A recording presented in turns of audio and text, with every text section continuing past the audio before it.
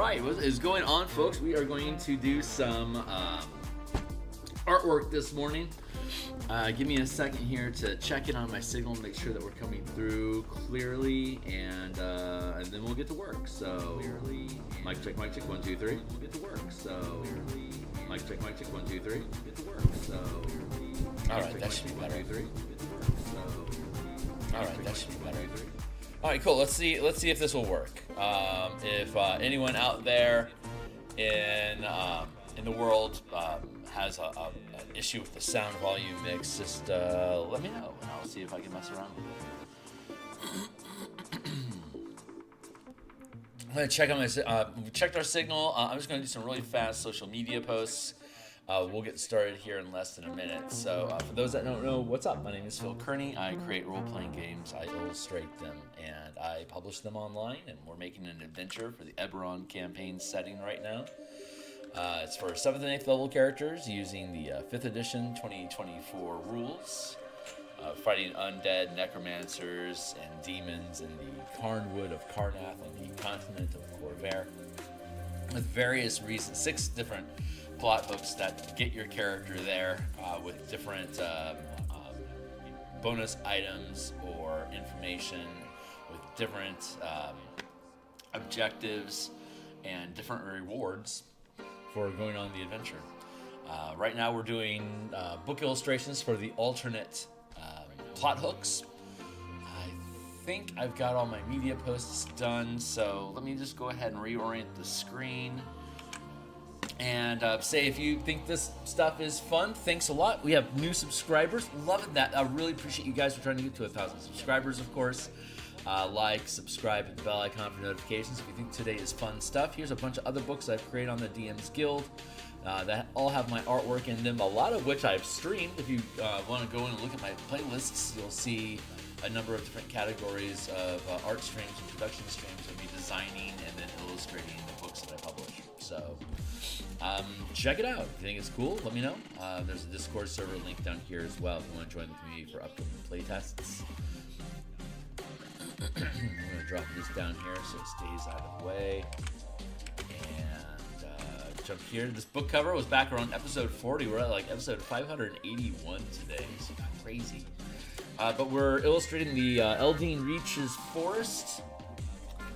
And where is my pen? There it is. I got my stylus in hand. I'm going to take a sip of water.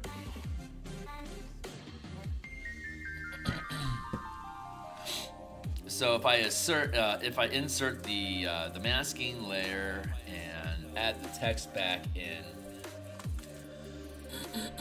you can see that the format that we're using for this book is 16:9 ratio. It's a PDF document. It's not intended to be printed. There is no print on demand for this, so it's just a digital PDF. It's a 16:9 format, so if you're looking at it on any device that matches those standards, it's going to fill the screen. Each column is also 16:9, so you can look at them individually if you want to. Just to read along with you, the Gatekeeper oracles have divined that the plane of Mabar has diverged from its normal orbit around Eberron, drawing dangerously near to Corvair. The Druids have determined the plane will converge in eastern Carnath, where the Keepers are certain that mortal efforts are pulling Mabar into a manifest zone that otherwise would be dormant for another few hundred years. Warriors loyal to the Gatekeepers must put an end to any mortal capable of such feats, and restore Mabar's proper path before the worlds collide and unleash untold horrors across the world. That's your hook. So, the Gatekeepers are a circle of druids that defend the world from extraplanar disasters when planes orbiting Eberron collide. Their oracles track the movement of these planes closely and have discovered Mabar unexpectedly changing path towards Eberron. The proximity of orbits has triggered a manifest zone within Carnath that draws Mabar nearer like a whirlpool. Already Mabar's presence pollutes the forest it lies within. Salfusulga is a druidic oracle of the Gatekeepers that has summoned the heroes to find the nexus of the manifest zone and collapse it to prevent doom from spreading across Corvair. There's a little check there, but the characters are provided the following resources upon accepting the request from Sulga. A powerful transport via plants ritual teleports the characters to whatever tree is closest to the nexus of the manifest zone. A sending stone the characters can also use to return to Sulga once the characters have completed their quest. A rune stone empowered with magic to pull whoever holds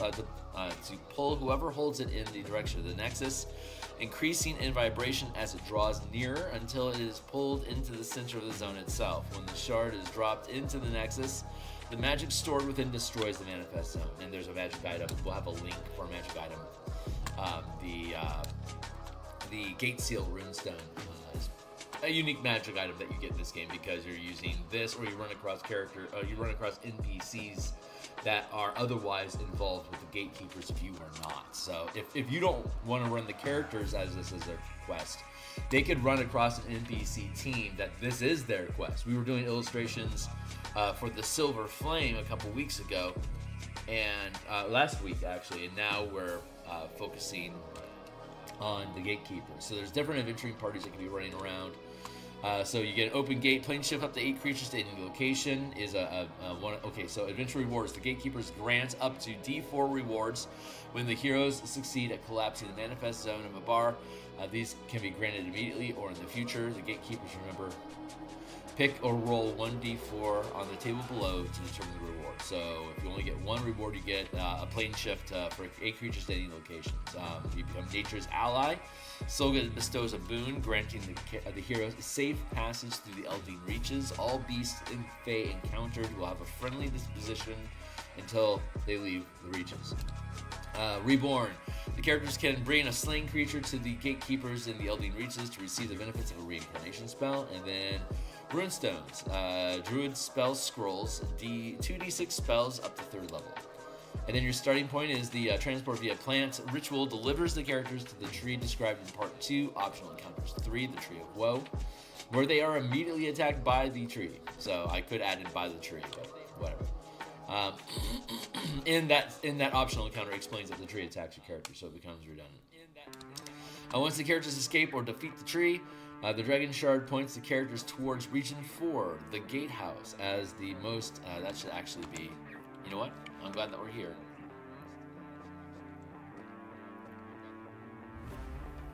That is incorrect. This is old structure, so it should actually be Region C, the Gatehouse. Points the characters towards. We're already in part 2.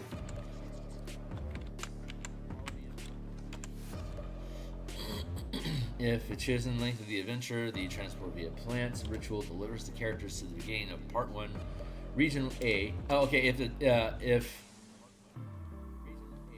the DM chooses to lengthen the adventure, the transport via plant ritual delivers the characters to the beginning of part 1, region A, where the village is at.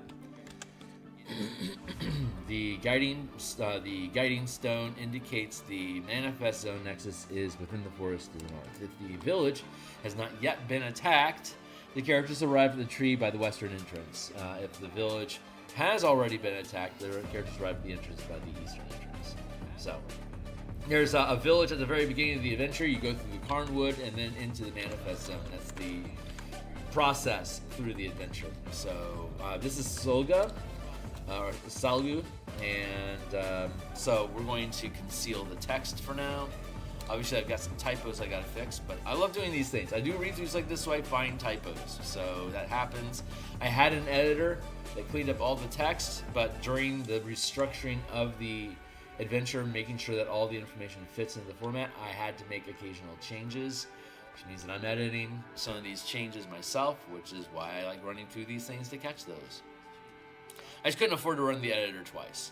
So I had the editor go through once to make sure it was, this is Stuart Bras, to make sure that it's structured properly.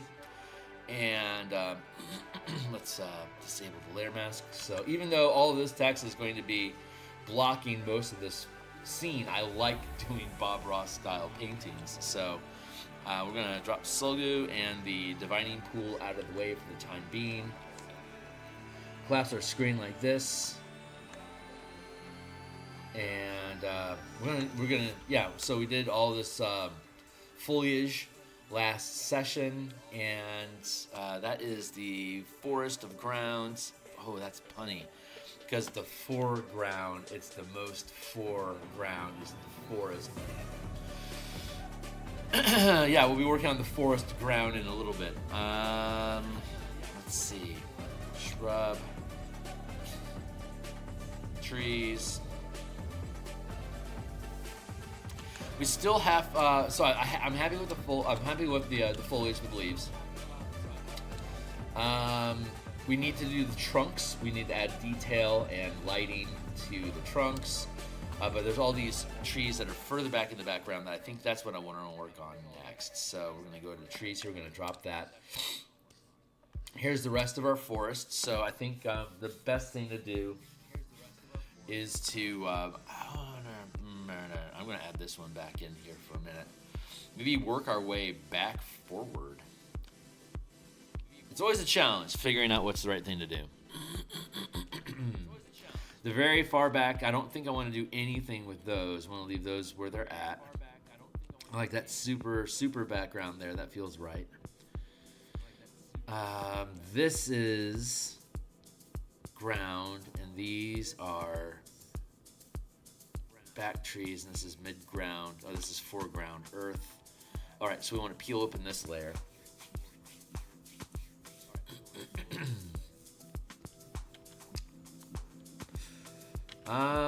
This tree is covering most of that foliage. I'm not sure how I feel about that.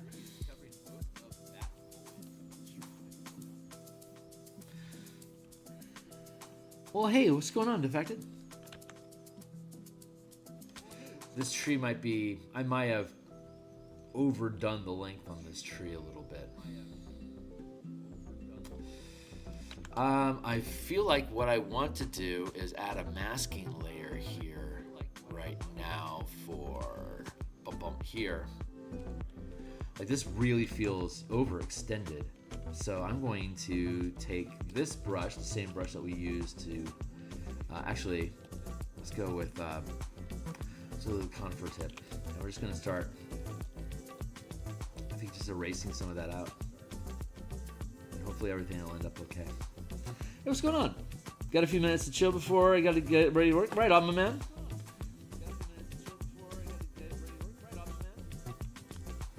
It's just a masking tool. I'm just blotting over it just to see how things sit. If I bring this all back in, you can see, like,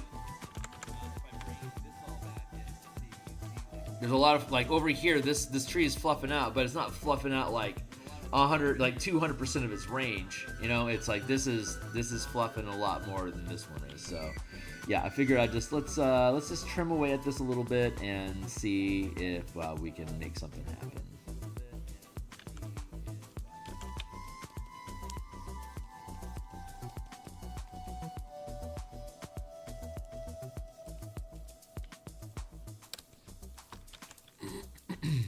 It's taking a bite out of the tree, basically.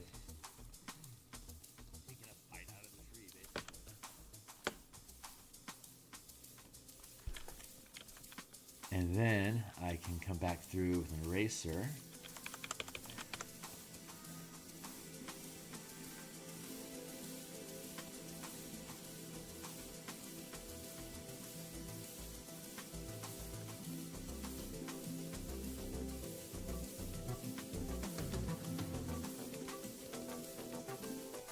Let's see how this jives. With a little bit of a fade in. So I can pull in more of the forest bit over there and have that over there. I think this might work out. Especially if I end up dropping a... I was already talking about this last session. Hold on. If we add this back in, if we add in our foreground elements, and then in front of that, I'm thinking something like a fat tree here. Fat tree here, and then all of this becomes irrelevant. So that's actually appropriate. Something along the lines like that.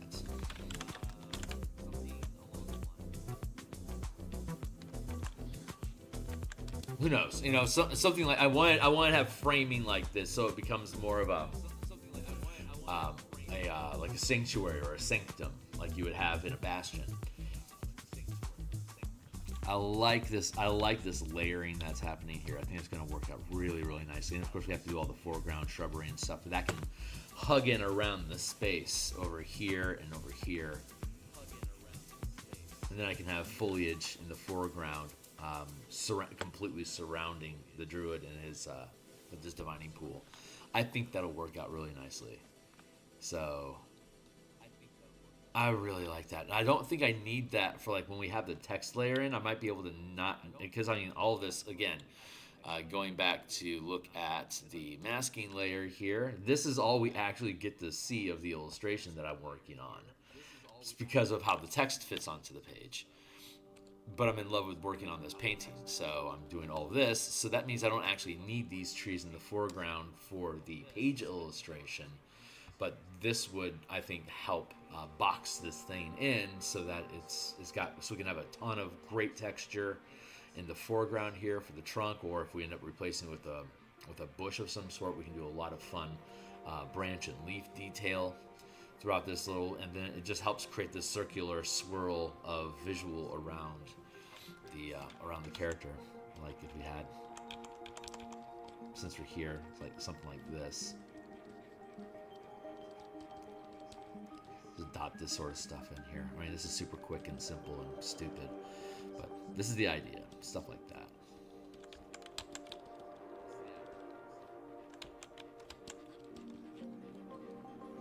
Or I don't know, something along those lines. You know, we'll see how we end up.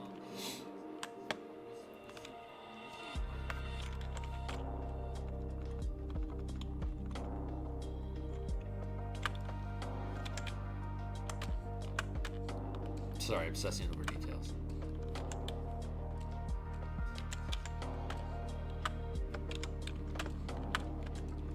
What is going on with you?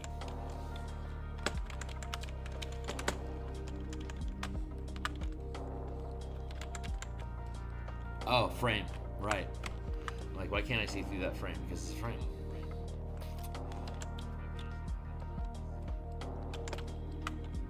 There we go. Anyway, forest is what we're doing. So now that we don't need to, like, dropping that tree in there is a cheat, right? But it resolves this conflict I have of exactly where is this fucking tree going. So that was the whole point of that. So now that we have that all hooked up and we know what the fuck we're doing, let's see, that goes there, and this is the closest. So the most important ones for us to work on is out here and here. So I want this sort of foliage, but I want a lower saturation. So let's jump back into our references and see if we can find something that's going to be suitable. This is the references that we're using. Hey, what's going on, guys? I've been drawing clouds for years. Hey, Francois. This is a good reference material when trying something new. No kidding. Took a picture and taking it in for this piece. Hey, fun defective. That's great. I love clouds. I love clouds. I personally would like to see at least one more mid-level tree line behind the foreground trees. I'm going to have shrubbery, low-hanging like saplings and stuff like that. Yeah, definitely off to the right.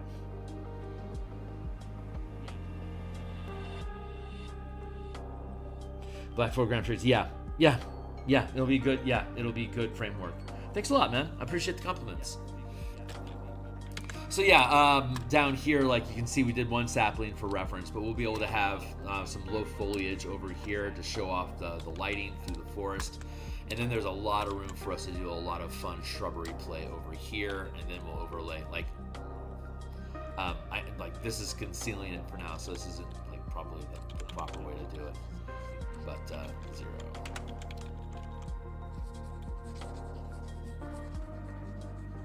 Like less foliage over here and then foliage back here.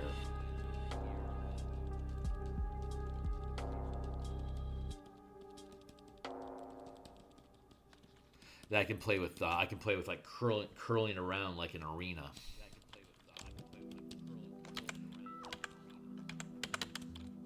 And that creates better framing, and then I can have in the foreground here, so that's opposite facing from here to back here. It's creating this circular reference. And like down here, you can have like shrubbery in here like that. So that's the idea, and that'll give us enough terrain density that it should end up looking like an interesting piece. So I'm liking the lighting effect of the tree trunks. I need to add in details to this trunk, and then like very light details to these trunks here to really just kind of push it back. But I think the lighting effect is working well enough as it is to be able to actually drop them into silhouettes.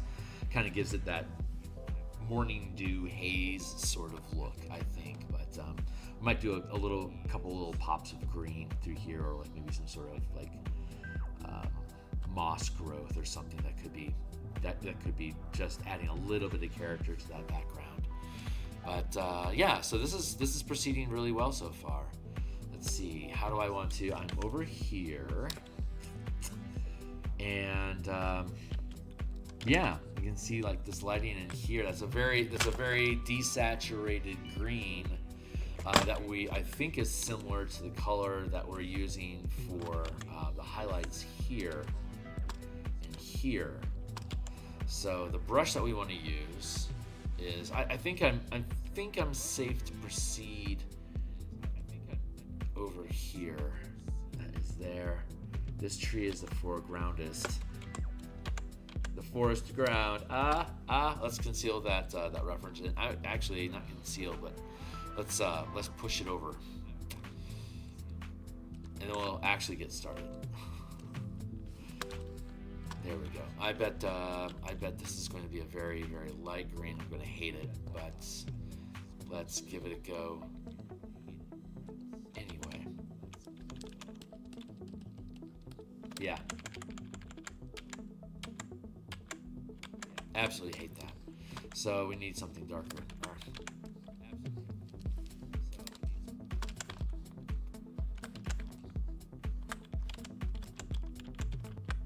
Oh, I'm too close. Hold on.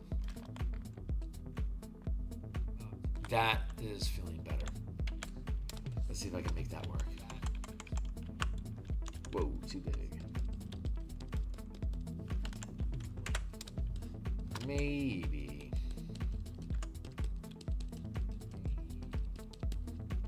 Let's check it out for a few minutes and see what it does.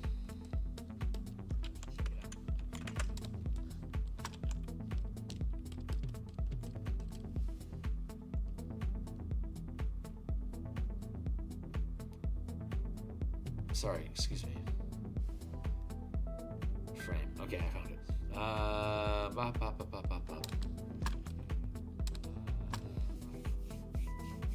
No, I am not loving that. It's not horrible, but I don't think it's really. I'm gonna keep that color just for reference sake.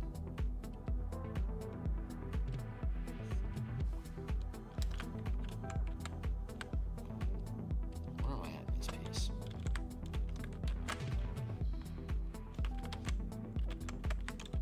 Sorry, I got lost. There, do that. I want a darker color though. I want a darker color. We'll find it.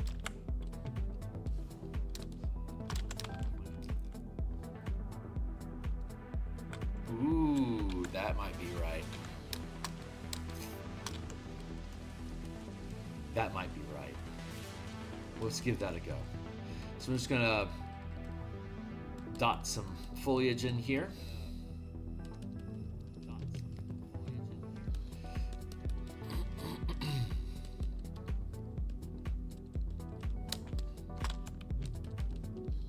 Yeah, I think that might work.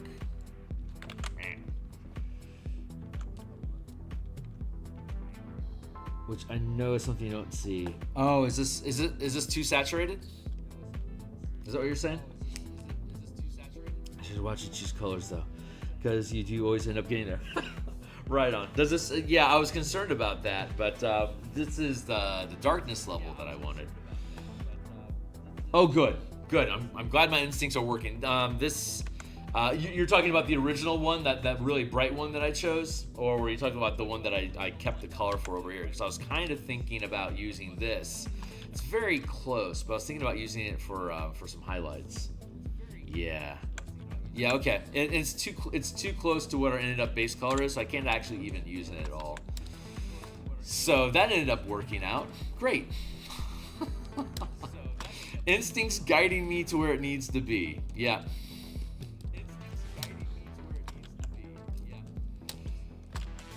And the gods we trust. I'm telling you, me working these paintings is an exercise in instincts and gut.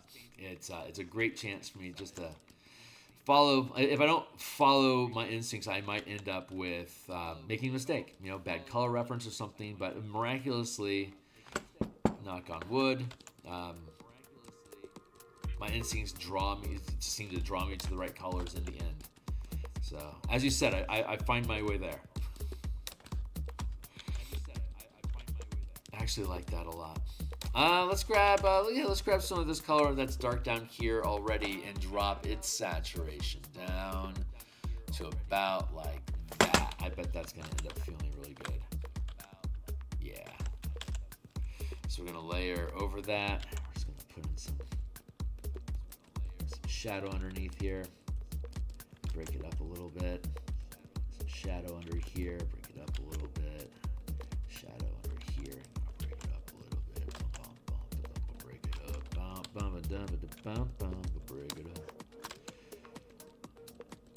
Add it across like that, and then delete at it. So you create these little pockets of texture down. Come on. Create these little pockets of texture down here that end up working out really nicely. So I use the same brush pattern to add in the color, and then the same brush pattern to erase it. So I come across here, see this makes neat little dot effects.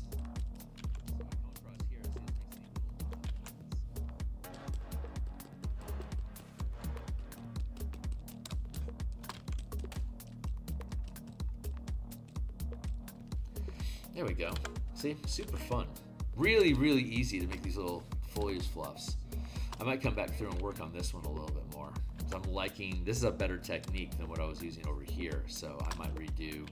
If I back out a little bit, the texture ends up looking good, but when you zoom in a little bit, you can see the technique more.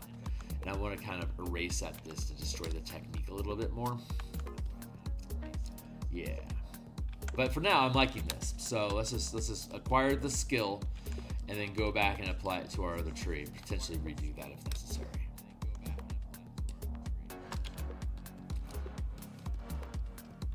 I really like how that's looking.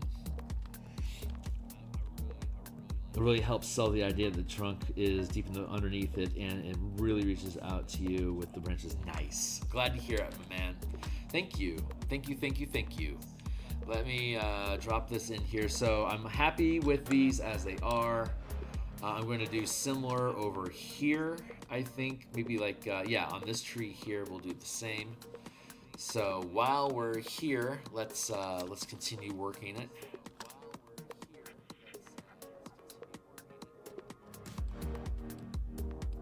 One second.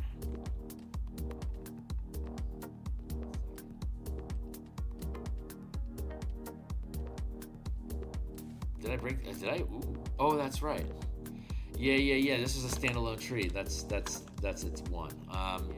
What I'm looking at is here, and that tree has mostly been overtaken, so I don't have to really worry about that one anymore, but I do need to worry about, there we go, this one over,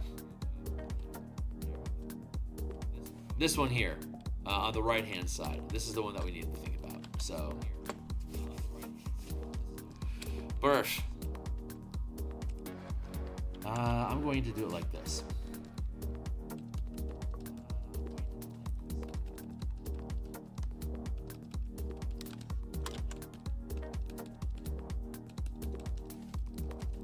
What's up?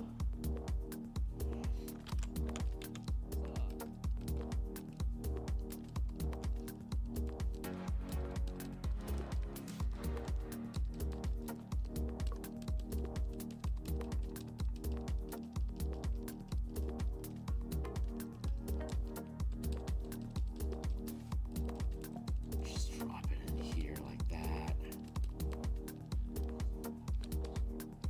No, yeah, Muse says no to copy paste. It's this is that example. Yeah, I could see how using clumps of of cut and paste might speed up the process, but this is doing it manually. Increases the diversity, so there's no risk of catching the copy paste effect. But beyond that, it's skill. I'm acquiring skills. This is just drills, right? Like these are little techniques, just brush techniques of working through how I make these paintings. And every time I make another clump of foliage, it's improving my skill by like 0.001%. So over time, a number of paintings of working foliage like this, my foliage becomes more realistic, more interesting, more expressive. Instead of just being a mushroom top of texture, it starts to, you can see it's like creating a personality inside here. And I can find those things through practicing the technique. It has to be redundant and mind-numbing, but it just happens that making the painting works the techniques. So I can develop all those skills. So I like doing them all manually, and plus the repetition of doing them is what I need to be able to, if people are passively trying to learn how to do this without me specifically instructing them, it's kind of a paint along, My gut's telling me to extend this stuff out here.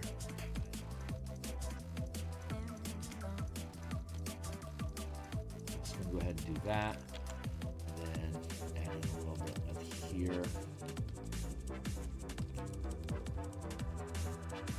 Interesting overlap, I think. Be able to create some interesting dimensionality there.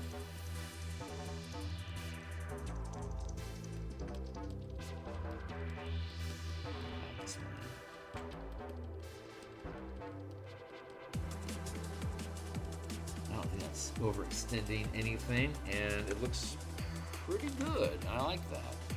So add in another layer. What's up?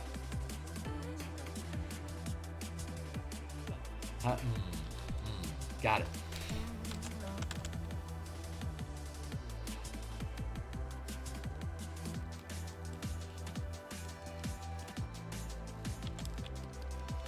I need to drop the size down a little bit.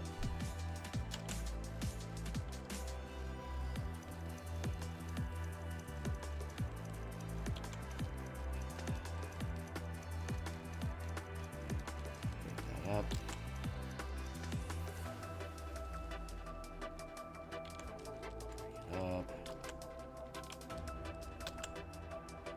Here. Start adding that in, and then break it up.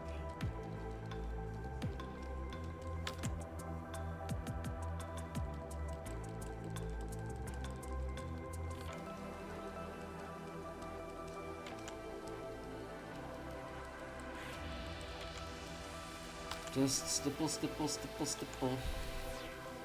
The texture of the brush and the stippling effect is what sells the clumps.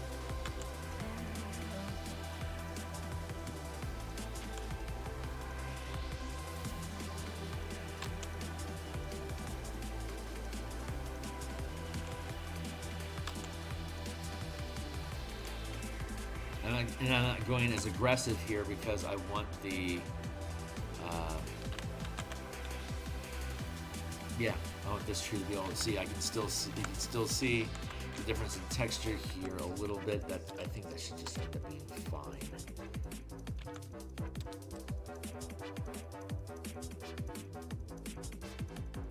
Yeah, we might do another. I don't probably actually need another layer underneath these. This might actually be able to do it. All right, keep at it.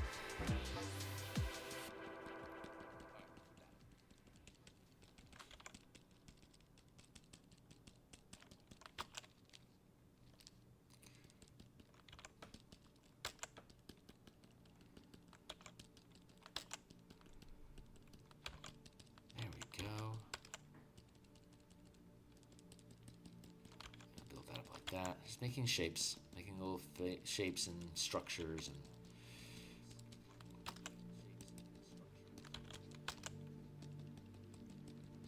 my music stopped.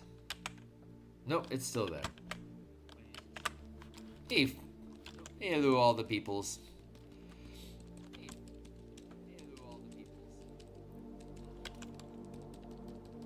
So we'll be done with this in a second, and then we'll get into highlighting,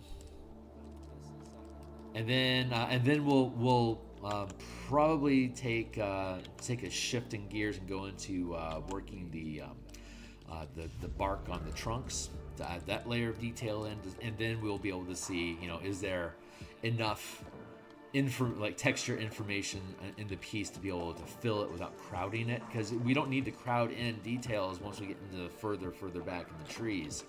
We want those to fade away, and just the background texture that we have for the leaves there is probably enough to sell them through the holes of the foreground foliage. So I don't think I need to overwork this piece. I'm probably getting to a place where it's done so. Or at least up here in the branches. So I think I'm pretty happy with that.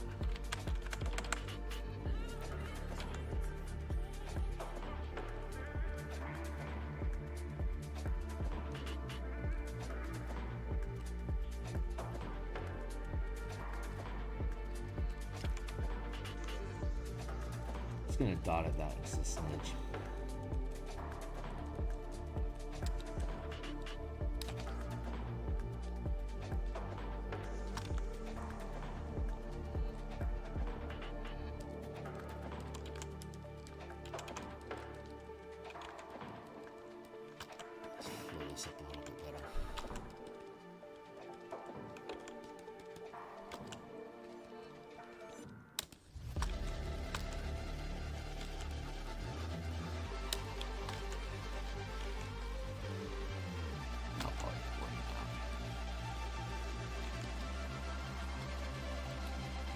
Okay, yeah, I think that feels pretty good. So now let's find a highlight layer now. We're here. I see it's bending forward a bit. And the up here in the corner, the RGB corner over here. This is my color vision, since I don't see any color myself. Using the reference images that we've been plucking out of here, getting color references. And then so this is a direct color reference, and then I dropped this down from another color reference, but desaturated it a little bit. So now I'm thinking, I don't want to take this too far, but I do want to, I bet that'll feel good. Yeah, let's give that a go and see if it sits right. I might actually, what I think I want to do, it's going to be too bright. Yeah, it's a little bit too bright. So I'm going to take my brush, and I'm going to drop my brush's opacity down to 60%. And now I'm going to try layering this in.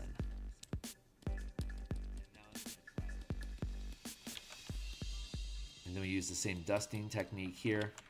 Break up the clumps.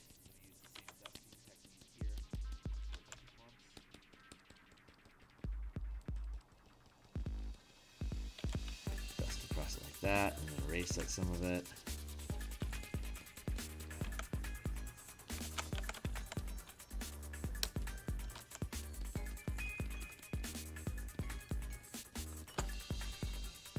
My 20-minute timer just to make sure I keep track of where I'm at with my day.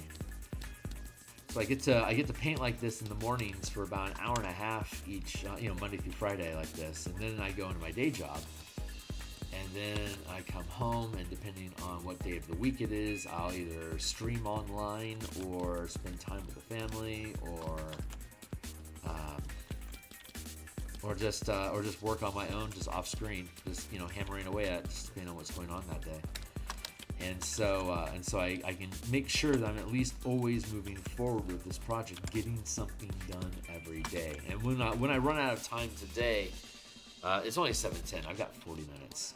So we got two more of those. So we have two more of those cycles before I have to start wrapping up. But when we do, I can show you I've finished the items and equipment page with the different magic items and apparatus. So Appendix A is complete. Once we finish this in the illustration on the next page, we'll finish Appendix C for all of the plot hooks and story variants that we can integrate into the adventure. And I'm currently, since I finished the Appendix A, I'm now working on the some monsters don't have tokens yet, so I've started that work. What's up? Just always be moving forward. Yeah, do something that will push towards the ultimate goal. Right, because if we're gonna be, if this is our passion and our ultimate, like how we express ourselves, this is our art. And I'm going to actually use the eraser here also at a 60% strength and just kind of dust along the bottom here where these shadows are at. I don't like the stark contrast that I'm seeing here, so I want to destroy some of that with some fade. But yeah, if this is what we're doing until we die, then there really, I mean, there's always a rush because there's always something new to do, and we always want to move forward. But let the allow the project to emerge with you. As long as we get something done every day, it eventually just gets done. And then we can move on to the next piece and just crawl our way through that one.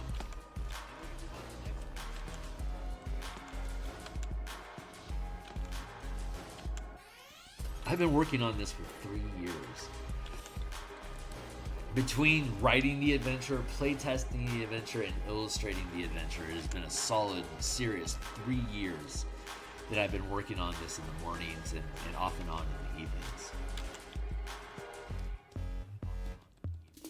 Not what I expected. Did not anticipate me being on this project for so long. Here we are. Almost done. I won't be tackling another adventure like this anytime soon. I've got a lot of character option books. The color mana system rebuild for 2024 rules, introducing the martial power system on top of it, Spelljammer subclasses, the kaiju and constructs, Spelljammer expansion, the bashing campaign. 1, 2, 3, 4. That's 5 projects. That's 5 projects I get to work on once I get this one done. And I've been, actually, will be tonight is one of the nights I do stream after work during the weekdays. And what we'll be doing is continuing to develop the Spelljammer XCOM style campaign that we started on Thursday last week. It's in the orbits of Eberron's moons, and it's an asteroid community that Civ 5 style, that the players will be able to develop the communities to lean into one source of commodity or materials, as well as like crop control and stuff like that, which is just a real easy, just a few die rolls is all that it takes every now and again, like every month or so, like, which is like every 4 bastions, like each bastion turn is a week, and like every month they have to check like on lifestyle for the community. Like there's 6 different communities, plus the Dwarven Citadel that they use as their spelljamming ship to police the area from pirates and pillagers and kaiju monsters. And if a threat does appear, then they deploy in their war mech, which are Titans or like Evangelion Gundam sort of mecha suits that they'll tromp around in. I'm feeling 30 foot. I'm thinking 30 foot fitting inside of the sitting inside of a 50-foot space as at the fighter craft scale. Yeah, I'm thinking 30-foot mecha will work until they start, and then they can upgrade their mecha hangar to be able to build more powerful mecha, so they can increase their sizes if they want to, or add more like magical amplifications, or equip the thing with like magic gear and shit as part of the bastion process. So they'll be able to, Like we need to advance. Like we need to advance our armory if we're going to be able to build bigger weapons for the mecha that we want. We need a workshop and a mecha hangar to be able to build mecha. If we want to make them bigger than 30 feet, we can upscale them to 50, 100, 200 feet, depending on what kind of kaiju craziness the team ends up getting into. And that'll all be Bastion campaign style, random number generation to find out what the adventure of the week is going to be. I'm going to actually dust at this a little bit here just to bring that down. I'm being nitpicky. I don't even think this is going to be visible, but so yeah, we're going to continue developing that campaign tonight on stream for a couple hours. I think we're going to start focusing in on the logistics of each of the individual asteroid farming communities that are feeding the city, or the central town. It's not big enough to be a city. It has, I think, 30,000 people, something like that, 40,000 people. It's a good-sized town, but it's not a city.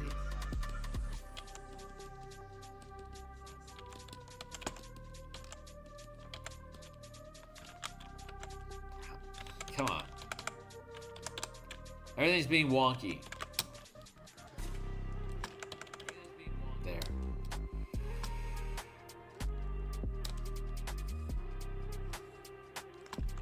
I think that works. Got a little bit of patchiness going on back here that I think I need to worry about. But otherwise, I think that looks pretty good.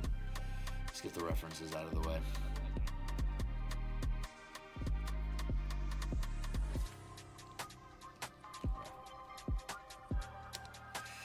Yeah, I think there's a clump here, like this little branch here, and some hanging bits down here, and a little bit over here. I think I want to work those on. Where are those at? Here? Not quite. This is the one I was thinking of, actually. That and yeah, this tree here. No, not that one. This one. This tree here, I feel needs to get worked a little. And then this tree here, I think, needs a little bit of attention up in that area, and then down in here. So yeah, those I think are my two final. Yeah, this one back here, I'm okay with that tree. I'm not okay with it being in front of another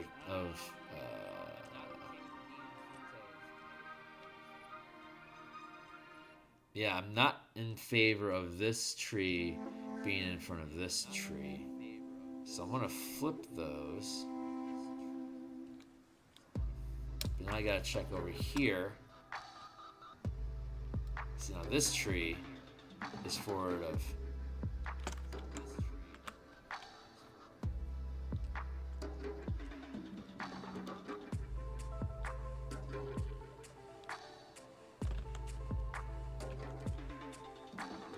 Not happy, Bob.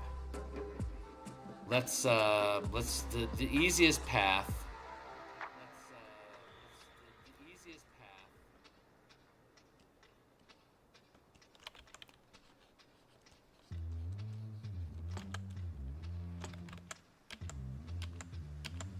But I like that there. Okay, this is our best solution. Just cheat a little bit. Fuck off.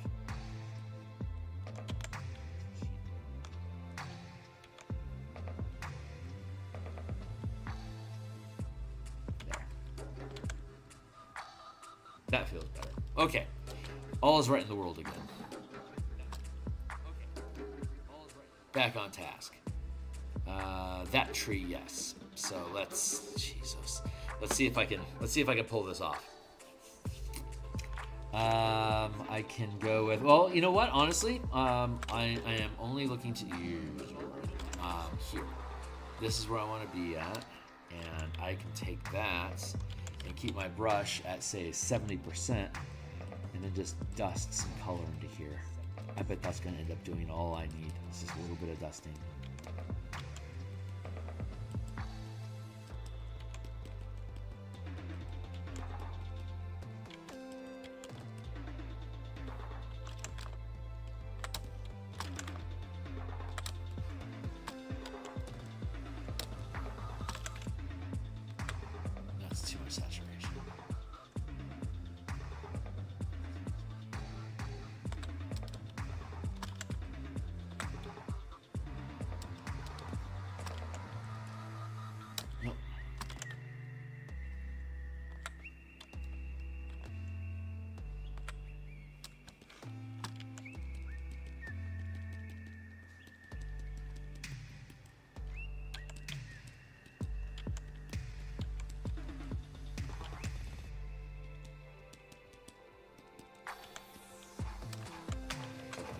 my gut. Trust my gut.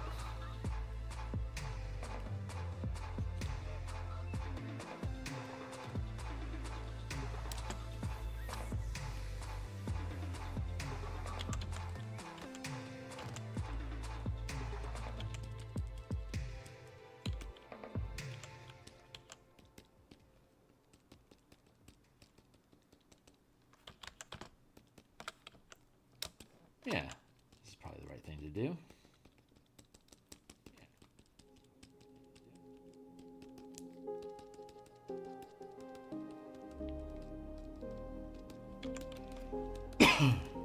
This is the same, to me, that's the same color. It's the same value.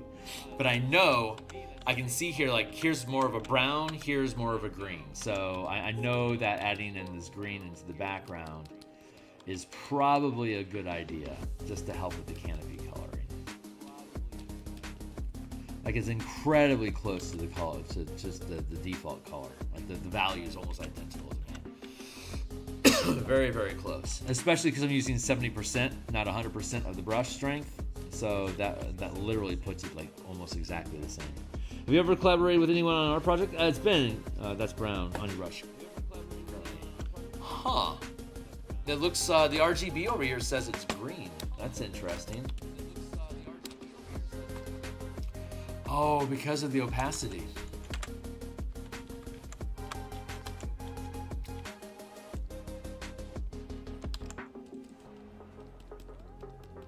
Does that fix it?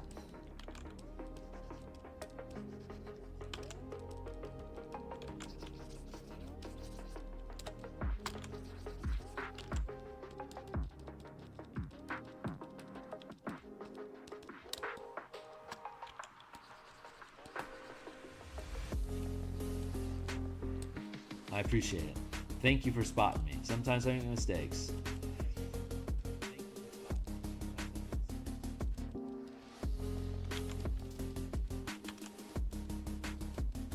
The RGB says it's green, so I trust the RGB. Nice. Thank you. The saturation was too, the 70% it couldn't handle it. It was a good idea, but it wasn't working. Get rid of that mark. I bet I can dot something over here to just cheat this in a little bit. I'm off script, but that's what feels right.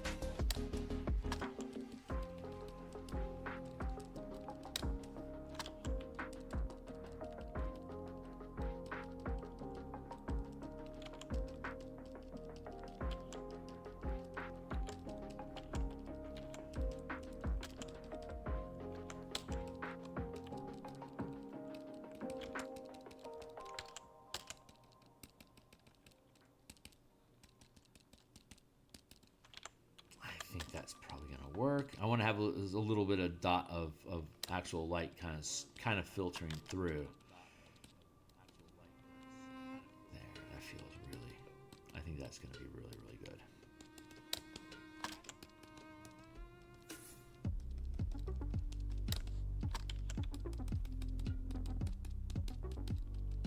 There we go. Get out of here.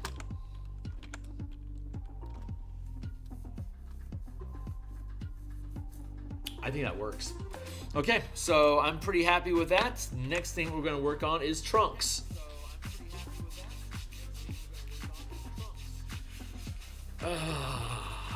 Scratching my chops like a dog. We're at 7:25. We're doing really good. So we got another 25 minutes left so far.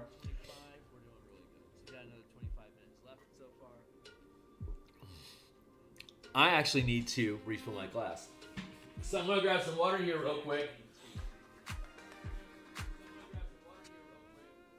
I think the real trick is going to be to make sure that the trunk coloring, the highlights and shadow that they match the level of saturation that I have for the leaves in that same layer. So like the foreground trees has more saturation.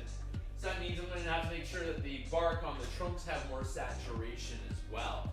And as we move further away in the piece, we'll have less and less detail, and the trunks will become less and less saturated, just like we're trying to do with the leaves here.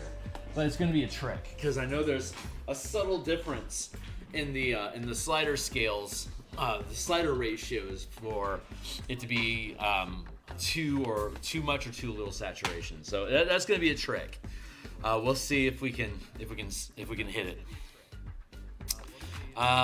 We're going to start with these trees, and since I'm here, maybe I can pick at this a little bit more now.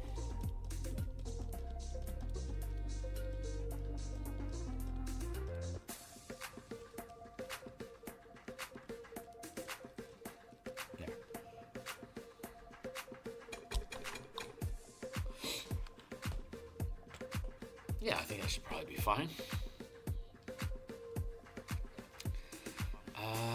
Let's see. Left tree, right tree. How do I flip them? Nope, flipping them will not do.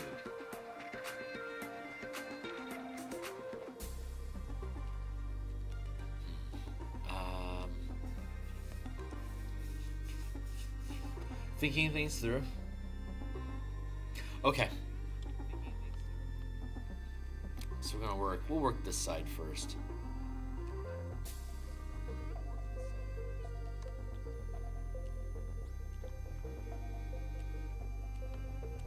Okay, this is where we're at. This is the tree that we're gonna work on first. Actually, I hate myself for this, but I feel like I need to do some trunk cleanup.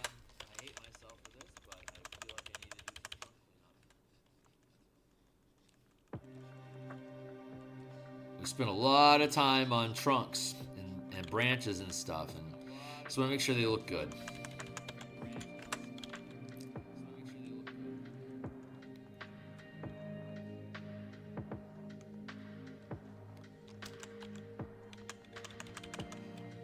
Like a dentist got to clean your teeth before they work on cavities, right? You got to get all the muck out of the way. I'm doing a little bit more cleanup here. I'd already done a pass over of cleanup on all the branches, but since this is a much more prominent tree, I don't have to worry about all of this up in here. I can leave all that shit be. Like that. I don't have to really. I don't have to worry about doing lighting in here, but I will need to have lighting through here and into these branches here. Like basically this area here is all that I really need to worry about on texturing this tree. But I want to make so since it's a limited area that I need to pull attention to, I need to make sure that the branches are properly set and balanced.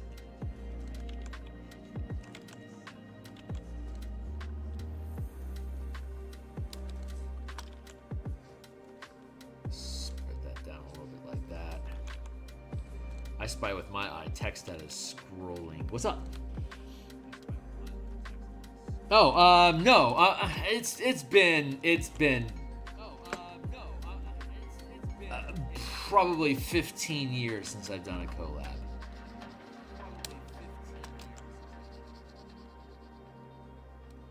And I can't even. I know I did one. It was. I was in some sort of like MySpace page art collective group.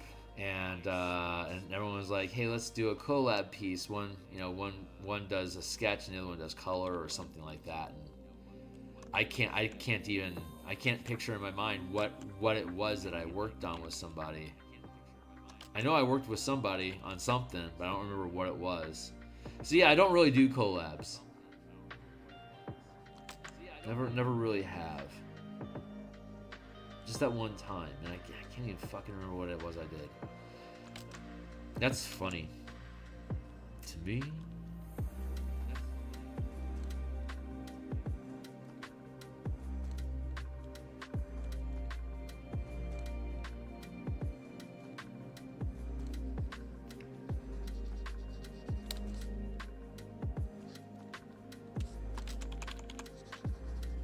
Yeah, let's just fill this in.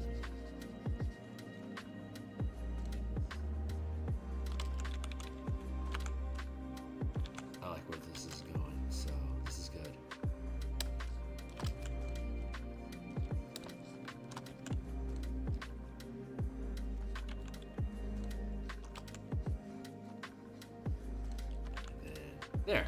That's a good tree. Just a smidge. There we go.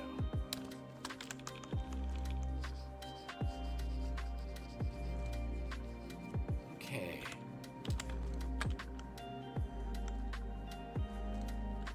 Huh. That's decent contrast. Okay. That could work. That's good. And okay, yeah, let's just focus on we'll just focus on highlights for the moment. So here's how we do tree stuff. We're going to take our mountain chisel brush. Here we use this brush to paint mountains.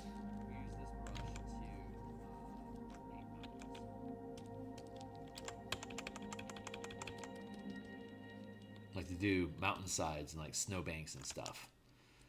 But if instead, get that shit out of here. Thanks. If instead we take this chisel brush shape,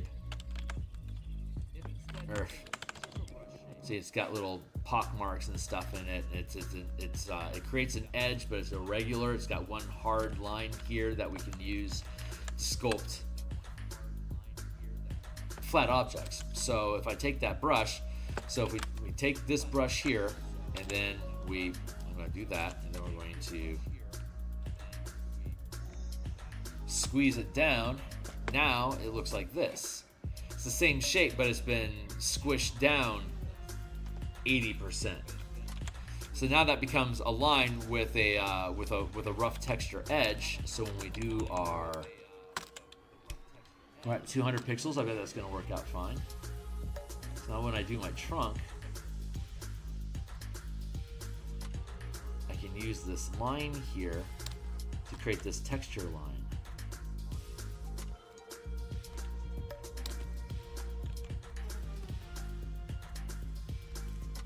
I want to erase away at this because of this. So I'm going to drop this size down to 150, 175 for this branching here. And then I'll drop it down to 150 when we get past the crook. And then 140, sorry, that's probably 100 pixels now, 125.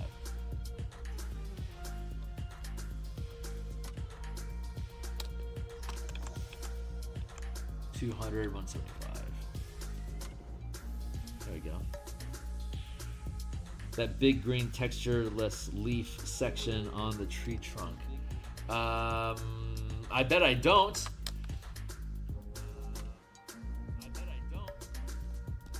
Are you talking about like this lump here and this lump here? Or is it this here that you're talking about, there and there?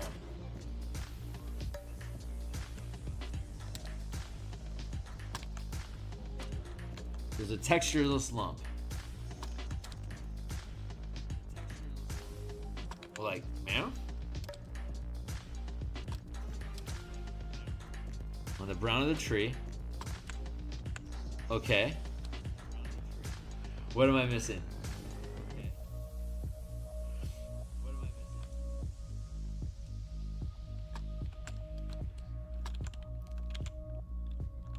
I'm going to hit an eraser. I'm going to use the same eraser that we're using for our brush right now. And I'm going to drop that in here and just, it's only 60% opacity. So as I chop at it, it only erodes a little bit of the color. So I'm trying to pinpoint for you 2 o'clock from his head. 2 o'clock here. Is that the right spot? On top of the brown of the thickest part of the tree. Here. Clock me in the direction. That's 230. So here? In this area?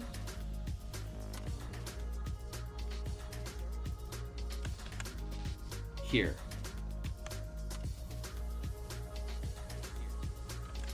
This?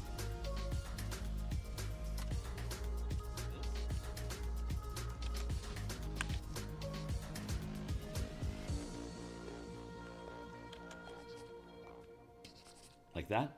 Is that what we're talking about?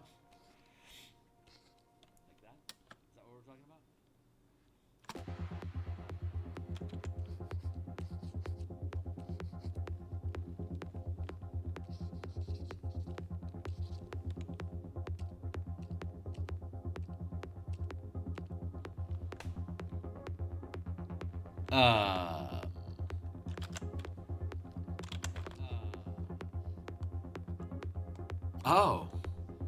got it.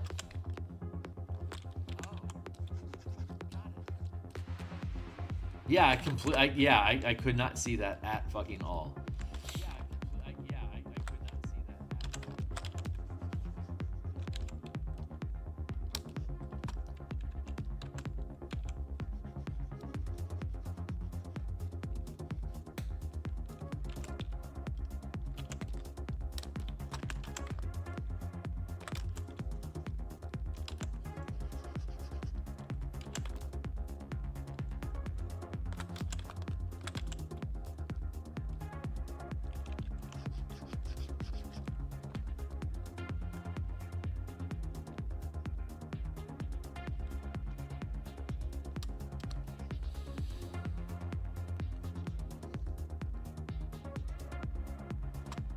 Oh, I bet it was originally supposed to be in front of this part of the tree trunk, and I just didn't see it. Hold on. Is this is what we're talking about right here, isn't it? Now I know what we're talking about.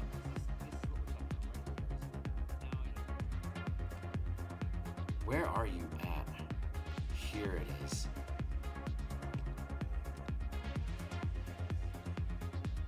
Thank you. That was a challenge. Yeah. There it is.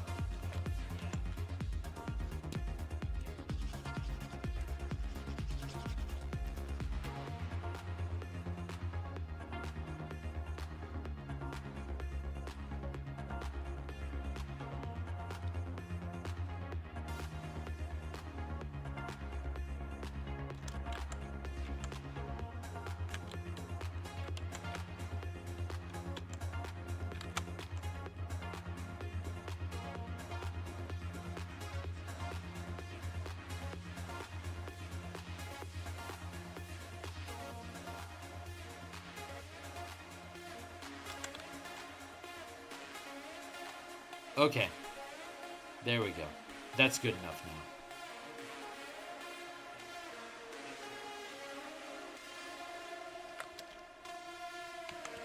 Very appreciated. Very, very appreciated. Yeah, that is a risk I run when I have two colors that are very close to each other in value overlapping like that. A lot of my illustrations, in most instances, work on contrast, like light, dark, light, dark, light, dark, light, dark, light, dark, light background, dark tree, light background, dark tree, light background, dark tree. You see, I work on this general pattern. Dark, and then light into the brush, and then dark, light, dark, light. It flips like that. I create a lot of contrast and separation in the images by playing with by striating the values like that between light, dark, light, dark, light, dark, light, dark. It just creates a lot of natural borders and contrast points. But when in these weird instances where I'm messing around with the color like that, like there might be more instances of it over here that I'm gonna have to keep an eye on when I build out that tree. Yeah, I get caught occasionally.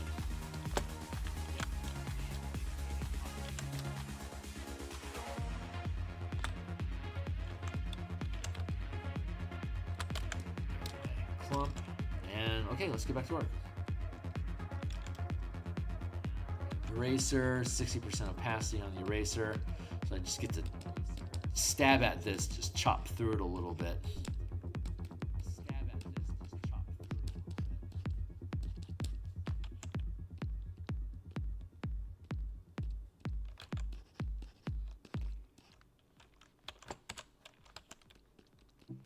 Add that back in. Chop it away a little bit. Add that back in. Chop away at it a little bit. Take this back to.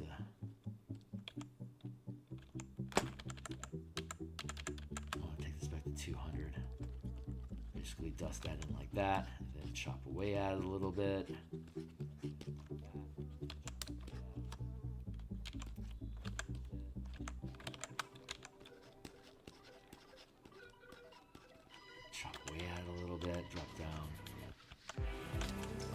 size of the brush a little bit more. Chop it a little bit. See? Easy, super easy bark texture. And this brush set's on my Patreon. And if anyone wants to chip me a butt on Patreon as a sign of appreciation for the brushes, if you want to use them yourself, then God bless you.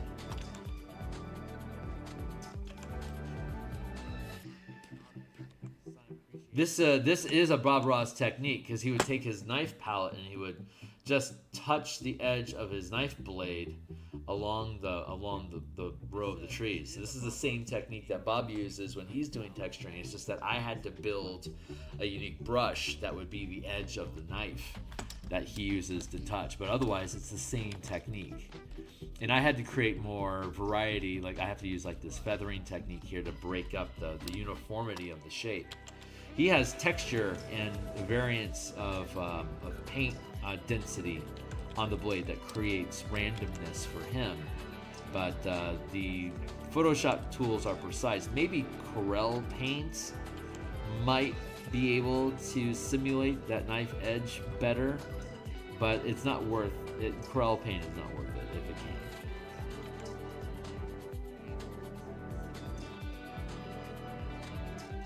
Corel Paint used to be really good at being able to simulate different types of medium, like watercolor or like gouache, charcoal. Like if you're using pastels, for instance, like the waxy blocks, it would actually like smudge around on the canvas. Watercolor, when you drop watercolor, it would just bleed and dry into the canvas. So you could actually see how the medium was changing. It was a very complicated art program, but it was clunky. Like all that, I didn't need all of that, those bells and whistles. I just needed paint. I just needed pixel colors. I just needed to put color on the canvas. I don't care about the medium. So it was a fancier piece of machinery than I needed. But I respect the shit out of it.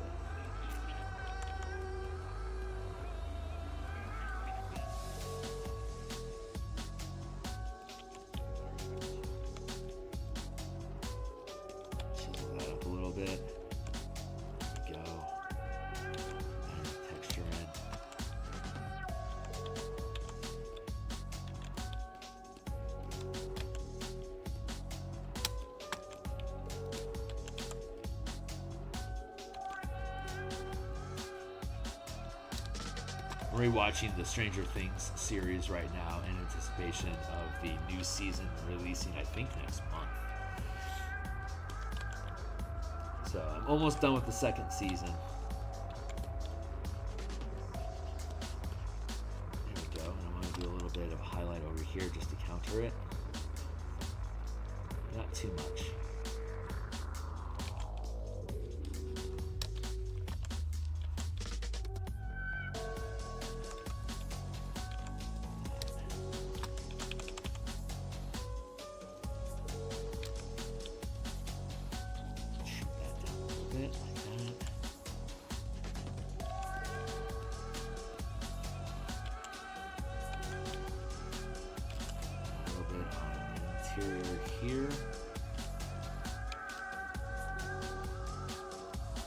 What is going on?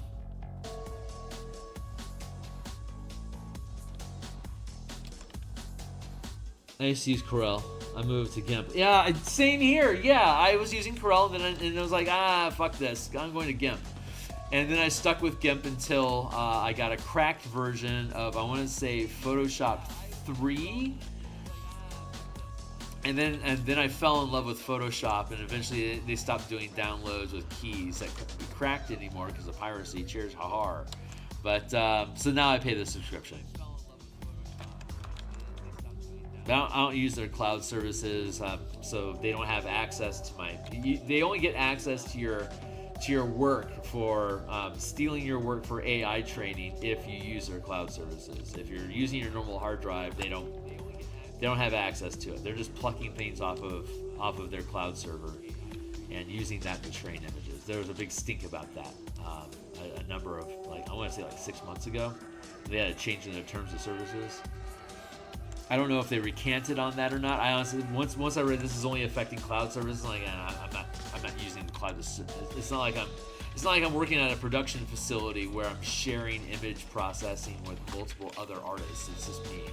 So I just save it on my hard drive because I trust my hard drive and my backups. Gotta trust the backups.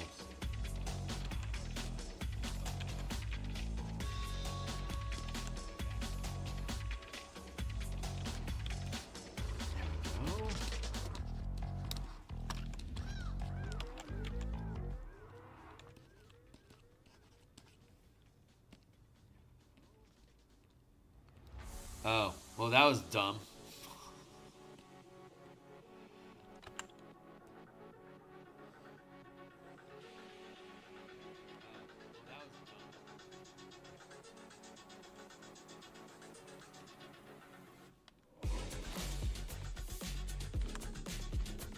I'm on the wrong layer.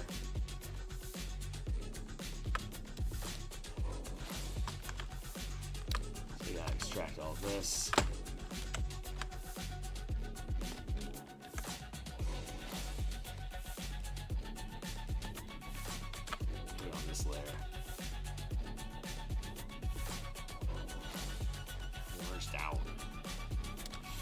Now we're on. Now I can actually erase this. There we go. Thank you. All is right in the world.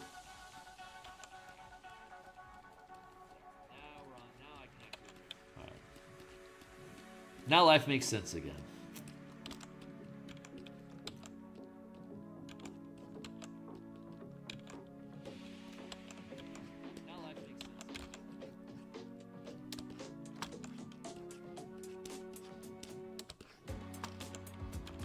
Clip and erase.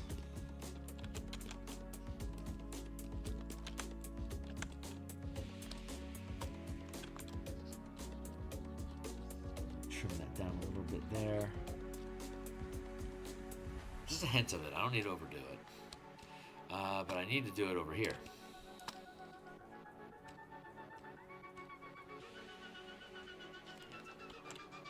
Oh, we need to do cleanup.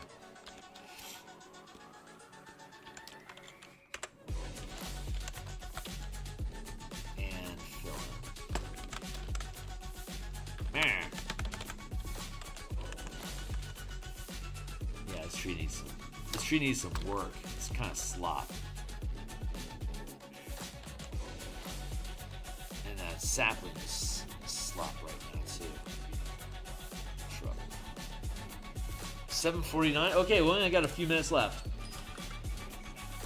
So I think I can clean up this trunk, and then we'll start working on the. We'll work on its bark texture tomorrow as well.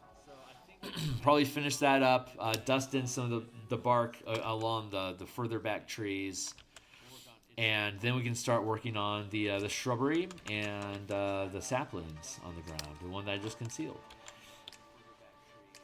I'll just straighten this up. It doesn't look so god-awful.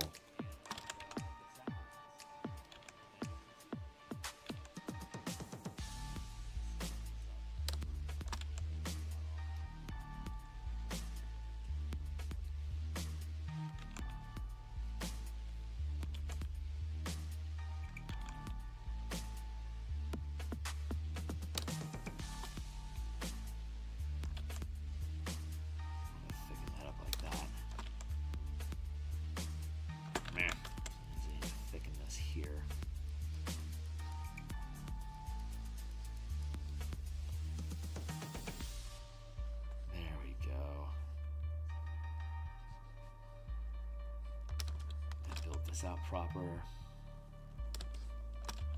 Good. Straighten out that curve there. Good. We can leave that there. This bowing here that needs to smooth in more naturally. There we go. And then straighten that up.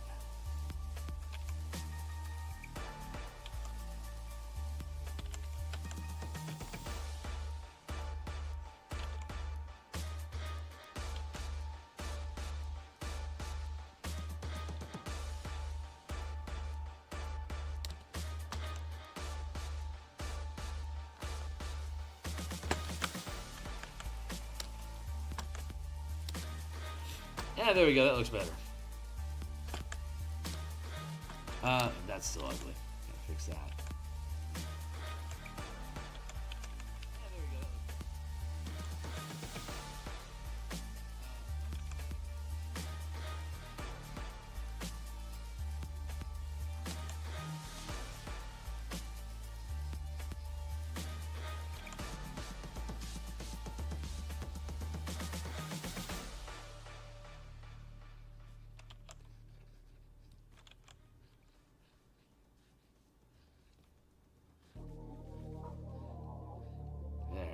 There we go. Okay.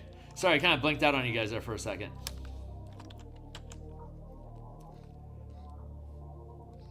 That looks good. That looks good. Okay, that's a good silhouette. Oh, right out.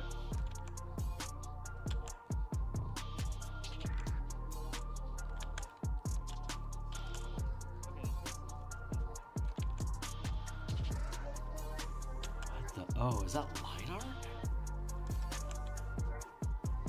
Weird. Yeah, let's just fill that in. I don't understand that. I guess it's line art. Huh. Weird. Alright, well that's gone now.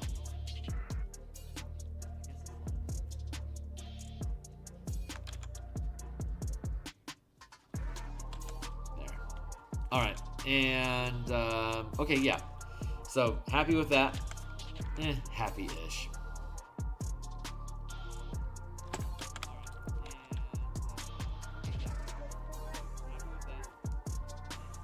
Come on, buddy.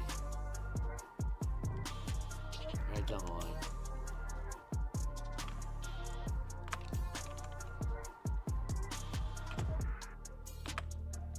There. That'll do. Okay, cool. So that's done for now. I will continue working on this bark texture on these trees here, and then we'll have shadow bark as well, which is just basically going to flip this type of texture. These are a lot of fun to do. So I'm going to hit save on this one for now, and again, looking at the full page. Here's the actual illustration, and we know that most of it's going to get absolutely robbed from us in the actual book. So here's how it actually sits on the page. So almost all the interesting stuff that we've been doing is going to just disappear, but we're here for the art. The whole reason I do these books in the first place is because I wanted to make art. So I don't mind having this as a separate piece. I think it's going to end up being looking really freaking cool when it's done. And again, here's that 16:9 format that we're building in. And I was going to show you the equipment page that I completed before I bounced. So let me stay true to my word there. And I was going to show you the here. This is where I'm at. So I'm going to hit save here, and then I'm going to go in and open art production. It was page 86 to 88. Here we go.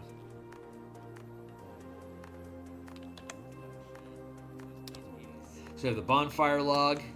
This burns for 8 hours. All you gotta do is just touch the sigil and it turns on, and then it resets at dawn.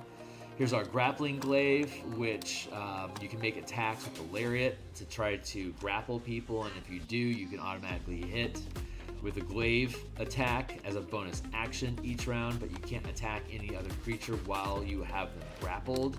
This is an undead wrangler that the Red Wolf mercenaries use to catch, subdue, and destroy undead. The image crystal that you get, whatever you look through, you can snap a picture of. It already has a picture of all the different interns already loaded into it from their archives. The wind vane of fresh air, when you're pedaling, this is a 10-foot tall, 5-foot wide apparatus. While you're using the foot pedal underneath here, it causes the wind vane to spin, which creates a wind wall effect emanating 20 feet from the central shaft. And anything inside that area is also hit with the cleaning effect of a prestidigitation cantrip. Magical cooking implements that will cook and clean themselves for you. All you gotta do is dump the ingredients into them and they're good to go. And then the Gate Seal Runestone. This is it starts off as a pebble. If you throw it at a Manifest Zone Nexus, it expands into a 2-ton block that seals that shuts down the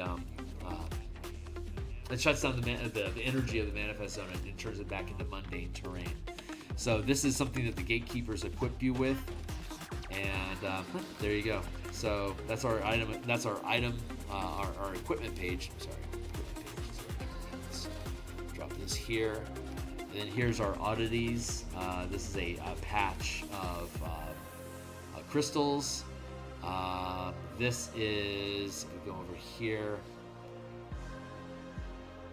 where'd it go? Ferric vines. We need to put a label. We need labels here. We're missing the labels, but this is the crystals of Mabar. This is ferric vines. These grow from bones that aren't complete enough to make skeletons. They've grown into a piercing slashing hazard. And then we have emerald cap mushrooms, which can be made into that you can use an alchemical property to make an eye ointment that if you smudge your eyes with it, you get night vision, dark vision until you take a short rest or a long rest. This is Vulpina Lotharia, which creates noxious fumes that are poisonous. These are black florets that sprout from the crystals that are basically like dandelions. Wherever they land, they spread rot. And this is plague moss. This is what naturally grows out of the crystals to help nourish or to help. It's the ground moss that all the other stuff attaches to as it sprouts. So the florets sprout into moss. From the moss grows Lotharia or emerald caps, and anywhere that there's bones that are buried, they sprout and turn into ferric vines. There you go. So those are our oddities, and then this is the actual Eye of Mabar. This is the illustration of the chrysalis that forms around whoever's performing the ritual, and of course Solzu here is being being melted away slowly but surely by the ritual to turn into a Yugoloth at the completion. He doesn't know that's what's happening, but he's in for the ride now. He can't stop it. He literally can't stop. You have to stop him. Please kill him. But this might not be the right illustration. It's not highlighting the artifact. The artifact itself is just an iron ball with a Mabar symbol on it. It's pretty unimpressive. See, it's more interesting that he's holding it, but I don't know if that's the right illustration or not. I might end up replacing or trying to find somewhere else to put this one. Just having it centered on the artifact itself as the emphasis. I haven't quite decided that, but it's good enough for now. So yeah, those are the items that I finished that this weekend. Once we get done with this illustration, we're going to have the runestone destroying the chrysalis that Solzu's inside of. So that's the illustration for this page. And once we complete that, then all of the plot hook stuff will be literally done. And I'm currently working on some extra monster illustrations. This is where I want to be at. Hit save. We're almost done. There's like after these two images, there's like 6 left. So we're getting really fucking close to being finished with this. And then I have to actually assemble the book. So I'll be working on assembly. I think I'm gonna start working on assembly this weekend. Like actually like doing like all the hyperlinks and all the blah blah. All the hyper mechanical stuff that I need to get from one area to another. But yeah, we're building that out. So that's it for now, guys. I'm going to be back tonight in about 10 hours. Oh shit, yeah, I gotta go. I'll be back on in about 10 hours. We're going to work on the Eberron Spelljammer Storm King's Thunder XCOM 2 style campaign with the Kaiju Mecha and our Spelljammer rules. We're going to be building out communities, asteroid communities tonight, I think. And we'll see what else I get into. But yeah. Hey, Francois. Later, my guys. I really appreciate y'all. I'll see you on the other side.